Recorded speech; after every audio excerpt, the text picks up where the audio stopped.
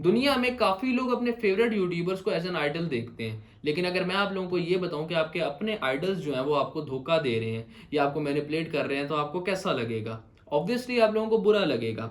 ऐसा ही कुछ डकी भाई के भी केस में हुआ है। डकी भाई जो कि पाकिस्तान के one of the biggest content creators में से एक हैं, विदाउट एनी डाउट। वीडियो के एंड तक ज़रूर जुड़े रहेगा ताकि आपको इस केस की पूरी गहराई पता लग सके और आप लोगों को पता लग सके कि कैसे आपके फेवरेट यूट्यूबर्स आपको मैनिपुलेट कर रहे हैं। तो होता कुछ ऐसा है कि सादुर रहमान के डकी भाई को 17 अगस्त को लाहौर एयरपोर्ट से अरेस्ट किया जाता है बाय एनसीसीआईए, जिसकी full form national cyber crime investigation agency है।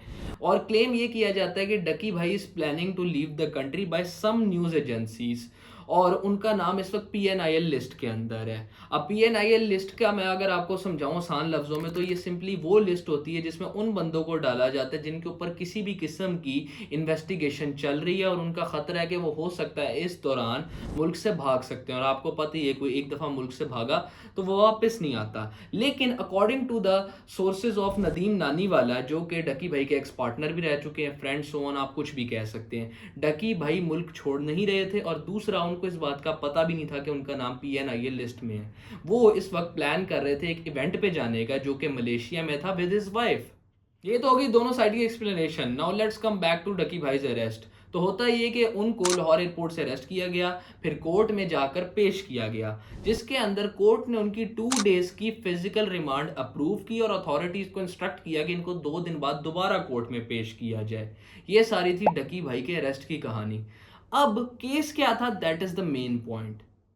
अब जिस केस की बेस के ऊपर डकी भाई को अरेस्ट किया, वो गैम्बलिंग एप्स की प्रमोशन का केस था। According to the law, gambling act of 1867 and prevention of gambling houses act of 1977, इन दोनों लॉज के अकॉर्डिंग पाकिस्तान में किसी भी किस्म की गैम्बलिंग या कोई भी गैम्बलिंग ऐप, ये सारी चीज़ें इनलीगल हैं। अब आप सोचें कि जब गैम्बलिंग के रिलेटेड कोई भी चीज़ इलीगल है, तो खुद गैम्बलिंग की प्रमोशन किसी तरीके से इलीगल होगी। According to NCCI officials, Ducky Bhai ने अपने सोशल मीडिया अकाउंट्स को यूज किया to promote gambling apps such as Binomo etcetera. Investigators ये भी क्लेम करते हैं कि इन्हीं एप्स की वजह से लोगों को फाइनेंशियल लॉस हुआ। हालांकि इन एप्स ने क्लेम किया था कि उनको हो सकता है इन चीज़ों से बहुत ज़्यादा प्रॉफिट होगा, इस तरह के कई ख्वाब भी उनको दिखाए गए थे, लेकिन इन रियलिटी उनको इन चीज़ों से बहुत ज़्यादा नुकसान पहुंचा। अब डकी भाई को तो अरेस्ट कर लिया गया, लेकिन क्या डकी भाई इन रियलिटी इस केस में अकेले इन्वॉल्व थे?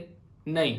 डकी भाई के अलावा और भी पाकिस्तान की जितनी बड़ी बड़ी इन्फ्लुएंसर कैटेगरी है या सोशल मीडिया पर्सनैलिटीज़ हैं, वो सारे भी इसमें उतने इन्वॉल्व थे जितने डकी भाई हैं। लेकिन पकड़ा खाली डकी भाई को गया है। ये शुरुआत है, या फिर हो सकता है कि डकी भाई वॉज द ओनली वन जिसको पकड़ा गया है। क्योंकि मेरे मुताबिक अगर डकी भाई रॉन्ग है, तो वो सोशल मीडिया पर्सनैलिटीज़ भी रॉन्ग है जो उनके अलावा इन गैम्बलिंग ऐप्स को प्रमोट कर रही थी। और इनके अलावा वो गैम्बलिंग ऐप्स का जो सर्कल है वो भी रॉन्ग है, उसको भी पकड़ा जाए। लेकिन हो सकता है कि इस तरह के इन्फ्लुएंसर्स को ही पकड़ा जाए, using them as a pawn rather than focusing on the bishop. ये सारी तो इस केस की कहानी थी। लेट्स सी ये आगे कैसे अनफोल्ड होता है। लेकिन यहाँ सबसे ज़रूरी ये केस नहीं, बल्कि हमारे सोशल मीडिया इन्फ्लुएंसर्स या पर्सनैलिटीज़ का माइंडसेट है। इन लोगों को जब इस चीज़ का पता था कि ये ऐप्स बनाए ही इसलिए गए हैं ताकि लोगों को नुकसान पहुंचाया जाए, और उनके नुकसान या फाइनेंशियल लॉस से जितनी भी कंपनीज हैं उनको प्रॉफिट पहुंचे, तो उन्होंने इस ऐप को प्रमोट ही क्यों किया? Where is there social responsibility? वो इस आवाम को क्यों लूट रहे हैं जिनके साथ वो ये कहते थे कि ये इस आवाम के बगैर कुछ नहीं है? हर एक पॉडकास्ट, हर एक अवार्ड शो, अपनी हर एक वीडियो में अपनी कामयाबी का, अपनी कमाई का जो क्रेडिट है वो आवाम को दिया। लेकिन ये उस आवाम के साथ भी लॉयल नहीं है, उसी आवाम को लूट रहे हैं जिन्होंने इनको आज उस पोजीशन में पहुंचाया है। और वो आवाम एट द एंड अब इनको ट्रस्ट भी कर रही है, क्योंकि उनको लगता है कि ये इन लोगों को सही ऐप्स दे रहे हैं, लेकिन इन द रिटर्न पॉलिसी वो इनको सिवाय झूठे वादे प्रॉफिट्स के और लूटने के कुछ भी नहीं दे रहे। इस सब में ये इन्फ्लुएंसर्स तो गलत हैं, लेकिन इनके साथ साथ उनकी ऑडियंस भी उतनी ही रॉन्ग है। Why are they trusting them? Reason simple है, अवाम इनके लाइफस्टाइल से इम्प्रेस है। और जब ये अपने वीडियोस की प्रमोशन में क्लेम करते हैं कि इन्होंने पैसे इन ऐप्स के थ्रू कमाए हैं, तो पीपल टेंड टू थिंक कि अगर ये लोग इतना कमा के इतना आगे बढ़ गए इन ऐप्स के थ्रू, तो वो लोग भी इतना पैसा कमा सकते हैं इस ऐप से कि वो भी अपने लिए वो लाइफस्टाइल अफोर्ड कर सकते हैं जो इन लोगों के पास अभी है। बट इन रियलिटी ये ऐप्स जो ये प्रमोट कर रहे हैं, इनके अल्फाज और इनकी जो लाइफस्टाइल है, वो सब झूठे हैं। अगर आप इनके लाइफ़स्टाइल के ऊपर, इस तरह की चीज़ों के ऊपर जो ये करते हैं अपनी लाइफ़ में, उस पे वीडियो देखना चाहते हैं तो कमेंट्स में ज़रूर बताइएगा।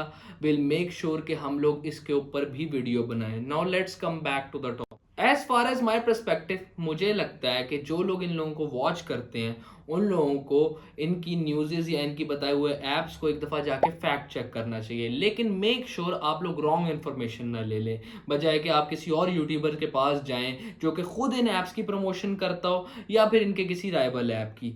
मेक श्योर आप किसी फाइनेंशियल एनालिस्ट के पास जाएँ जिनके पोर्टफोलियोज़ अच्छे हों, जिनसे आप प्रॉपर तरीके से लर्न कर पाएँ कि जो ये ऐप प्रमोट कर रहे हैं वो सही है या गलत।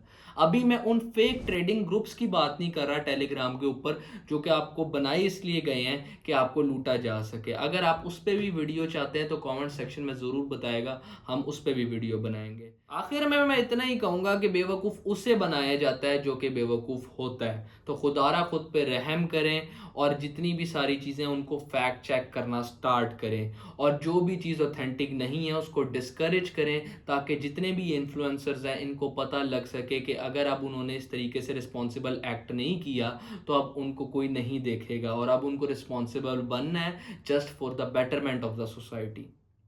तो ये थी आज की वीडियो। अगर आप लोगों को ये वीडियो अच्छी लगी हो तो चैनल को सब्सक्राइब ज़रूर कीजिएगा ताकि आने वाली वीडियोस को देख सकें, और ये वीडियो अपने दोस्तों के साथ भी शेयर करेगा ताकि वो इस स्कैम से बच सकें।